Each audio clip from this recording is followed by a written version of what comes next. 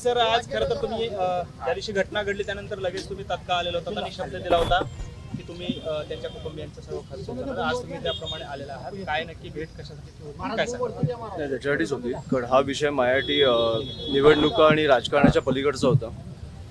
अशा प्रकारची घटना झाली नाही पाहिजे आणि म्हणून मला मी तेव्हा पण बोललेलो की हा राजकारणाच्या काळातला माझ्या सगळ्यात घाणेरडा दिवस होता जेव्हा मी मागच्या वेळेला आलेलो. त्याच्यामुळे मी त्या मुलींना बघायला आलो की कशा आहेत, बऱ्या आहेत ना, आणि मी त्यांच्या शिक्षणाची काळजी घेतली. त्याच्यामुळे मी त्यांना फक्त बघायला आलेलो आणि तेवढीच भेट होती. खरं तर आज त्यांची भेट झाली, त्या दिवसानंतर आज भेट घेतलेली आहे. काय एकंदरीत त्यांच्या कुटुंबियांची मागणी आजही काय आहे? कारण नाही, मला बरं वाटलं. ऑब्व्हियसली पण मुली हसतायत, ती गोष्ट विसरली नाही पाहिजे, पण ते विसरायचा प्रयत्न करतात. आणि मला वाटतं की असं कुठेतरी कारण त्या काळात जेव्हा मी त्या मुलींना बघितलेलं तो खूप भीषण काळ होता.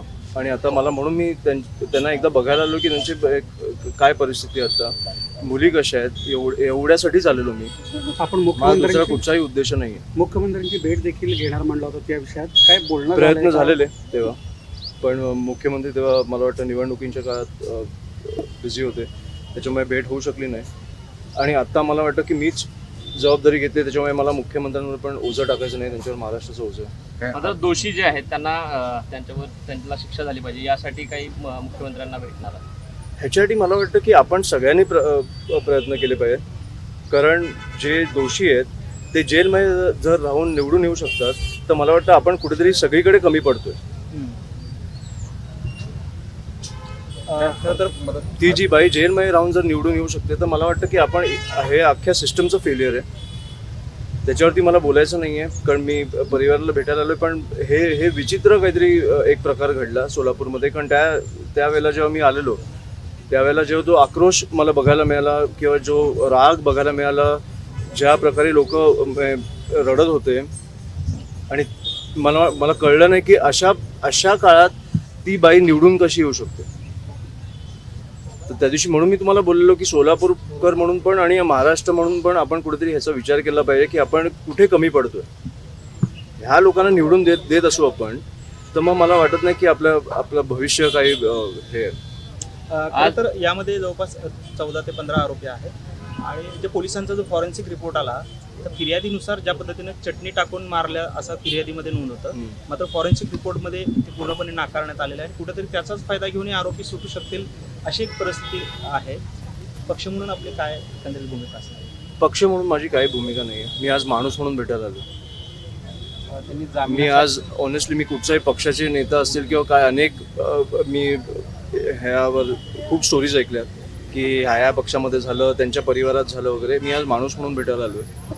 मला कुठच्या पक्षात काय होईल मला माहीत नाही, पण माणूस म्हणून ह्या परिवाराला न्याय मिळाला पाहिजे, जो ते निवडून आल्यावरच मला वाटतं कुठेतरी नाही मिळालं.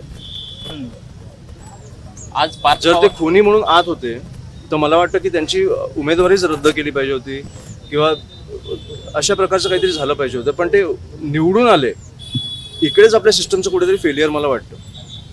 थोडासा वेगळा प्रश्न आहे. आज पार्थ पवारांनी राज ठाकरेंची भेट घेतलेली आहे. खरं तर अजितदादांचा जो मृत्यू झाला त्या पार्श्वभूमीवर ही भेट मांडली जाते.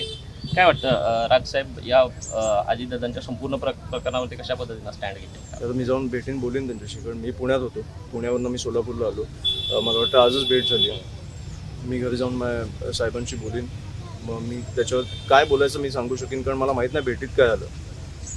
खरं तर मोहित कंबोजे भाजपचे नेते आहेत आणि त्यांच्या मुलीच्या वाढदिवसाला काल राजसाहेब असतील किंवा अतिथीसाहेब असतील हे गेले होते. आणि त्यावरून कुठेतरी आता काही लोकांमधून टीका होते, कारण हिंदीचा मुद्दा ज्यावेळेस आला त्यावेळेस मोहित कंबोजांना विरोध केला होता मनसे असेल शिवसेनेनं. मात्र काल ते वाढदिवसाला गेले म्हणून त्यावरून बरीच टीका होते, आरोप प्रत्यारोप होत आहेत. कसं मोहित कंबोज सर आणि मला वाटतं राजसाहेब हे खूप जुने मित्र आहे. मोहित कंबोज सर मला वाटतं राजसाहेबांना अनेकदा भेटायला पण येतात. त्याच्यामुळे मला वाटतं की आपण राजकारण वेगळीकडे ठेवलं पाहिजे आणि आपलं मैत्रीचं नातं वेगळीकडे ठेवलं पाहिजे, जे आधी होतं, जे आता आपण का बंद केलं मला माहीत नाही. आपण भूमिकेला विरोध करतो, आपण माणसाला विरोध नाही करत किंवा पक्षाला विरोध नाही करत, आपण भूमिकेला विरोध करतो ना. एक माणूस चुकीची भूमिका घेतली तर आपण चुकीचं बोलतो, चांगली भूमिका घेतली तर आपण चांगलं बोलतो. हा आपला स्टँड राहिलेला आहे. आणि मला वाटतं जे लोक बोलतात ना, जे विरोध करतायत त्यांनी मला वाटतं की किती पक्ष बदललेत. मला वाटतं आधी सेनेत होते, मग काँग्रेसमध्ये गेले, मग स्वतःचा पक्ष काढला, मग भाजपमध्ये आले. त्याच्यामुळे त्या लोकांनी विचार केला पाहिजे की आपला बॉस शेवटी कोण आहे, आणि आपला बॉस हा तात्पुरता बॉस आहे. वेग्यांची सत्ता आल्यावर आपण तिकडे जाऊन त्यांना बॉस बोलणार. त्याच्यामुळे त्या लोकांनी विचार केला पाहिजे. आपण फक्त भगवा कुर्ता घालून मला वाटत नाही आपण हिंदू होतो. तर हिंदू हे आपल्या डोक्यात आणि मनात असायला लागतं. एबीपी माझा, उघडा डोळे बघा नीट.